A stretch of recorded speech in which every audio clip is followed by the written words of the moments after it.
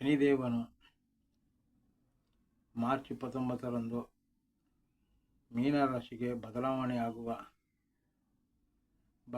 ಆಗುತ್ತಿರುವುದರಿಂದ ಇದರ ಪರಿಹಾರಗಳನ್ನು ಸ್ವಲ್ಪ ಮಟ್ಟಿಗೆ ತಿಳಿಸಿಕೊಡುತ್ತೇನೆ ನೋಡಿ.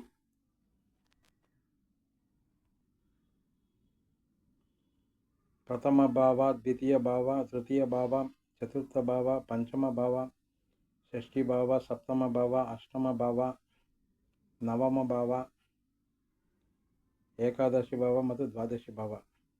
ಇದರಲ್ಲಿ ಯಾವ ರೀತಿ ಏನಿದೆ, ಇದು ಅತ್ಯಂತ ಹೆಸರುವಾಸಿಯಾದ ಲಾಲ್ ಕಿತಾಬ್ ಪುಸ್ತಕದಿಂದ ಉತ್ತರವನ್ನು ನೀಡುತ್ತಿರುವೆನು. ಇದು ಯಾವುದೇ ಬೇರೆ ಏನೂ ಇಲ್ಲ, ಲಾಲ್ ಕಿತಾಬ್ ಅನ್ನೋ ಪುಸ್ತಕದಿಂದ. ದಯವಿಟ್ಟು ವೀಕ್ಷಣೆ ಮಾಡಿ, ನನ್ನ ಯೂಟ್ಯೂಬ್ ಚಾನಲನ್ನು ಸಬ್ಸ್ಕ್ರೈಬ್ ಮಾಡಿ, ಶೇರ್ ಮಾಡಿ.